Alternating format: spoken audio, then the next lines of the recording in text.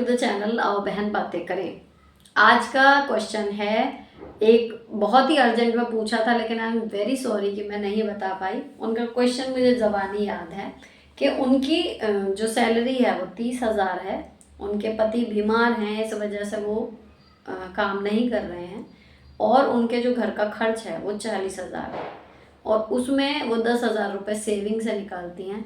तो वो सजेशन उनको मेरी तरफ से कुछ चाहिए जिससे वो इस भंवर से निकल सकें।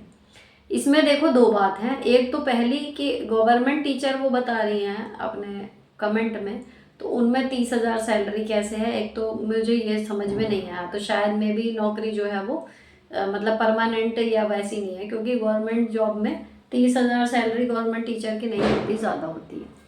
अब दूसरी चीज़ क्या है, उन्होंने जो 40,000 का खर्चा है उसमें 10,000 रुपये की मेड लगाई हुई है, क्योंकि उनकी 4 साल की बेटी है जो उन्हें काम नहीं करने देती कुछ भी, और 6,000 रुपये उनके EMI के जाते हैं। तो 30 में से 16,000 तो उनके मतलब फिक्स हो गए। तो नो डाउट कि 14,000 में आज के टाइम में घर चलाना थोड़ा मुश्किल है, चैलेंजिंग है। अब मैं इसमें सजेशन क्या दूंगी, देखो अगर मेरे साथ ये स्थिति आती तो जो एक खर्चा हम नहीं टाल सकते वो है EMI का 6,000 रुपये, क्योंकि EMI देना ही देना है। दूसरी चीज़ जो है 10,000 रुपये मेड के, इसीलिए उन्होंने खुद ही जोड़ दिया कि मैं मेड के बिना मेरा घर मैनेज नहीं हो पाएगा। लेकिन आप ये सोचो, मैंने उनको फिर टेक्स्ट में जवाब यही दिया था कि चाहे जो भी हो लेकिन आप सेविंग में से मत निकालो, क्योंकि उनके कमेंट 2 या 3 बार आया और वो मान रही है ये चीज़ कि 10,000 रुपये सेविंग में से निकालने की वजह से वो मतलब उनका जो बैंक अकाउंट है वो खाली होता जा रहा है, तो कहीं ना कहीं फाइनेंशियली वो खोखली होती जा रही है। ठीक है, तो मैंने उन्हें सजेशन यही दिया कि कैसे भी कीजिए लेकिन आप उसमें से मत निकालिए, अपनी सेविंग में से। अब करना क्या है, देखो अगेन वही है, एकदम ऑब्वियस है कि अगर हमारा सेविंग अकाउंट ख़त्म हो रहा है, जो हमारी सेविंग्स है वो ख़त्म हो रही हैं और हमने लगाई हुई है 10,000 की मेड, ठीक है, तो सबसे बड़ा फालतू खर्चा वही नज़र आ रहा है। अब हमने मेड क्यों लगाई है कि हमारा घर मैनेज नहीं हो पा रहा।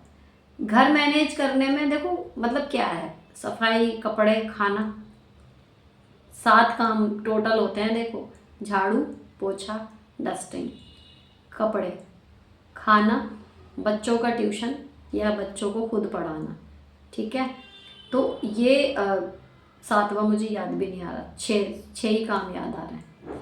अब इनमें कपड़ों की प्रेस, हाँ कपड़े धोने के साथ कपड़ों की प्रेस, ये अब 7वां काम जोड़ती थी, क्योंकि जो मेरी सहेलियां हैं उन्होंने आयरन के लिए भी वो बाहर देती हैं कपड़े, तो आई थॉट कि उसको भी गिने, तो मैं कई बार गिनती थी ना, 7 काम होते हैं टोटल घर के। अब बच्चों की पढ़ाई भी उसमें आ गई।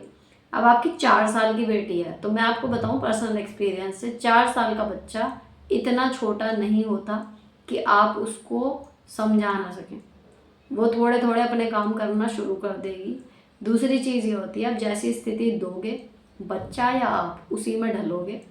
अगर आपकी मेड ना लगी तो आप क्या कर रहे हो कि आपका घर मैनेज नहीं हो पा रहा जैसे आपके हिसाब से होना चाहिए, ठीक है। लेकिन उस मेड के लगने के चक्कर में जो आपकी सेविंग ख़त्म हो रही है, जब वो पूरी ख़त्म हो जाएगी, क्योंकि आप उसमें डाल 1 भी रुपया नहीं रहे और 10,000 रुपये हर महीने निकाल रहे, तो जब आपकी पूरी सेविंग ख़त्म हो जाएगी, ईश्वर ना करे उस टाइम कोई अड़ी भिड़ी आ गई, कोई परेशानी आ गई, आपके हस्बैंड बीमार हैं, कोई मेडिकल इमरजेंसी आ गई, तब आपको अपना सजा सवरा घर काम नहीं आएगा। आपको उस टाइम पे हार्ड कैश की ज़रूरत होगी, इस चीज़ को मान के चलो।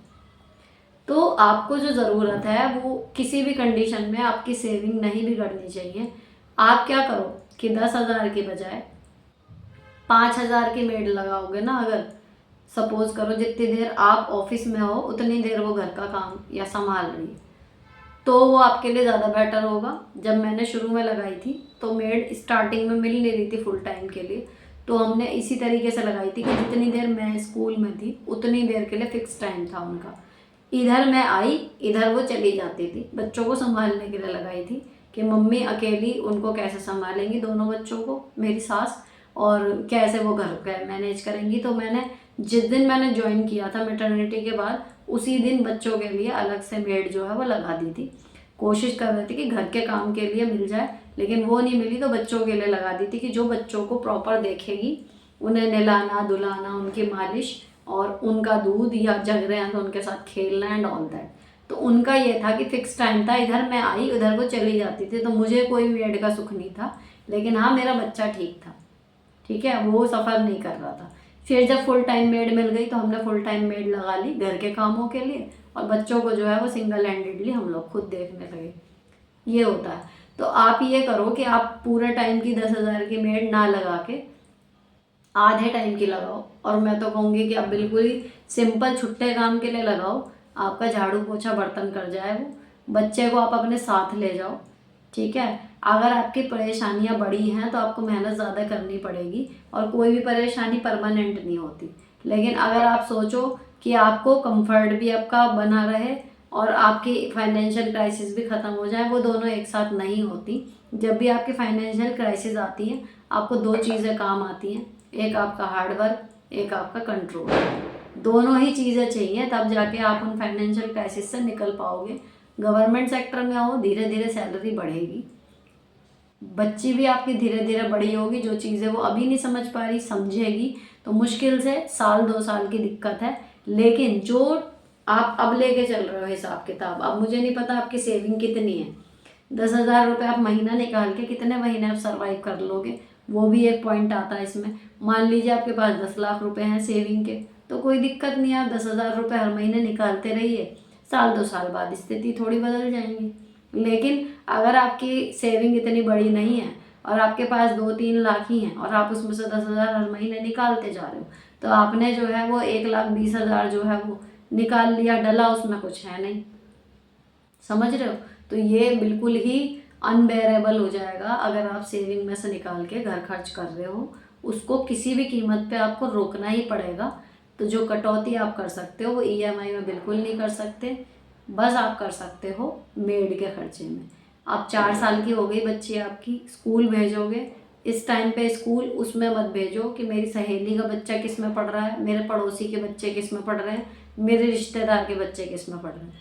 स्कूल भी आप ऐसा चुनना जो आपके बजट में आ रहा हो, उसके हिसाब से बेस्ट स्कूल कौन हो सकता है, ठीक है। उसके साथ भी आप खुद मेहनत करो। स्कूल थोड़ा कम भी पढ़ा रहा है, आप खुद टीचर हो, आप बच्चे के साथ खुद मेहनत करो।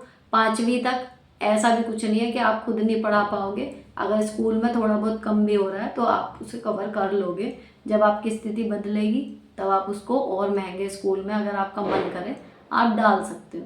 लेकिन यहाँ आपको रिजिडली थोड़ा अपने ऊपर स्ट्रिक्ट होना पड़ेगा, थोड़ा बेटी के कंफर्ट में कॉम्प्रोमाइज़ करना पड़ेगा, तब जाके आपकी स्थिति जो है वो हाथ में आएगी।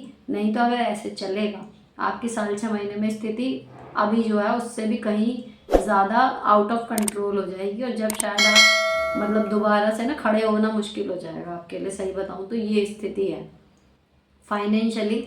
जब आप गिरने लगते हो ना, तो आप एक टाइम पे आके रुकना होगा आपको, और आपको रीप्लान करनी ही पड़ेंगी चीज़ें।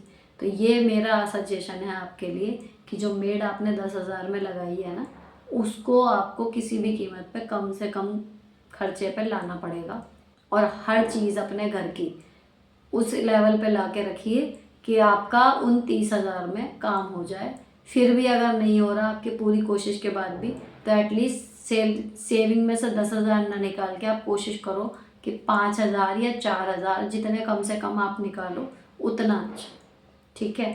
इसी के साथ आप, भाई आपकी बेटी छोटी है अभी आप नहीं कर सकते, लेकिन आप थोड़ी बड़ी हो जाएगी, आप एक्स्ट्रा अर्निंग के लिए ट्यूशन वगैरह कर सकते हो। और घर मेंटेन की बात छोड़ दो, क्योंकि आपका मेंटेन घर आपको खाने को नहीं देगा। सीधी बात यह है, पैसा कमाना है तो थोड़ा सा आपको घर के मेंटेनेंस पर अगर कॉम्प्रोमाइज़ करना पड़े तो कर लो, कोई दिक्कत नहीं। और अगर कोई कहे कि तुम्हारा घर नहीं संभल रहा ये वो, तो भाई उसे सीधा बोल दो कि मेरी लाइफ है, मुझे पता है मैं कैसे हैंडल कर रही हूँ, किन परेशानियों में मैं जूझ रही हूँ, जितना कर सकती हूँ ये मेरा बेस्ट है। देन उसको आगे मौका नहीं मिलेगा, ठीक है जी। तो आई होप आपको इस सजेशन प्रैक्टिकली हेल्प करे। दुआ है मेरी भगवान से ये आपके लिए, और आप जल्दी ही अपने फाइनेंशियल क्राइसिस से निकल जाओ, आपके हस्बैंड जल्दी ठीक हो जाएं, ताकि वो भी आपको अर्न करके सपोर्ट कर सकें, अपने आप प्रॉब्लम सॉल्व हो जाएंगी और अच्छे दिन दोबारा वापस आ जाएंगे। तो don't get dishearten, just keep going, सब कुछ अच्छा हो जाएगा। तो यहाँ पर ये ब्लॉग ख़त्म होता है। अच्छा लगा हो आप में से किसी को भी तो चैनल को सब्सक्राइब किए बिना मत जाना। मिलती हूँ आपसे नेक्स्ट वीडियो में। Till then bye bye, stay beautiful always.